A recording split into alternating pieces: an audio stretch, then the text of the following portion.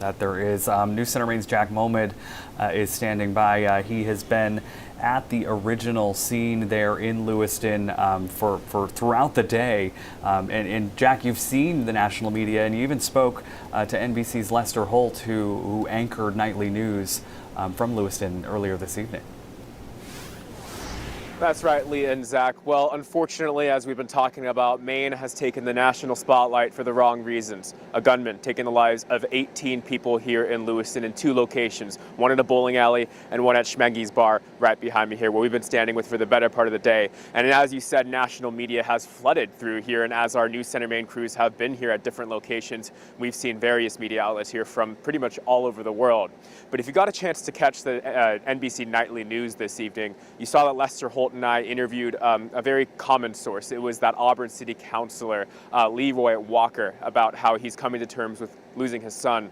I talked with NBC's Lester Holt about that experience and also the responsibility that we have as journalists when it comes to reporting on mass shootings like this in our country.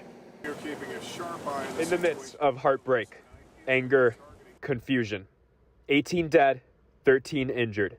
A gunman still on the loose.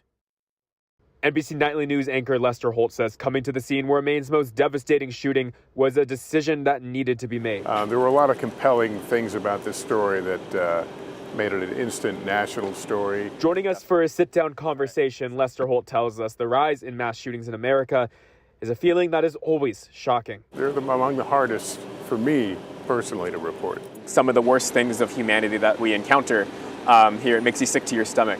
What do you tell yourself as a journalist when approaching these situations? That it's all about people. Imperative that we bring compassion to our reporting, that we provide a listening ear. And that compassion comes into play for us journalists. When speaking with Auburn City Councilor Leroy Walker. If you had my gut right now, I feel like I'm squashed with a vice.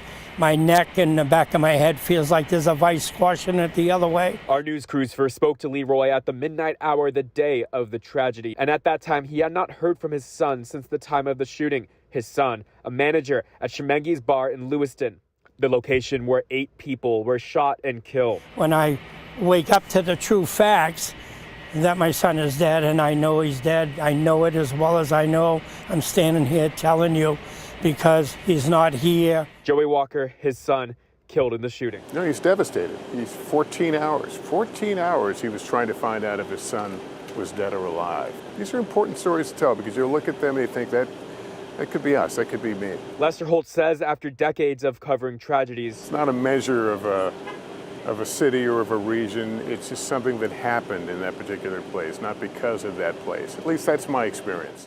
You can only focus on silver linings in one devastating black hole in Maine's history. And oftentimes, since we've been reporting this for the better part of at least 30 or more hours now at this point, Lee and Zach, something that we've been telling ourselves in the newsroom, at least I've been trying to preach this a little bit, is that at the root of our job here in journalism at such horrible and tragic times in our community like this, we have to remember that our job is public service. And part of that public service is being able to constantly tell our audience something that makes them smarter, something that makes them feel safer. You watching at home should feel safer watching us, knowing that we're bringing you that information. Part of the reason why we've been going on air so much is because we do have a gunman still on the loose, that suspected gunman that police are looking for, Robert Card, still at large, still trying to track him down, and that's why we've been going through with these updates constantly as we stand here.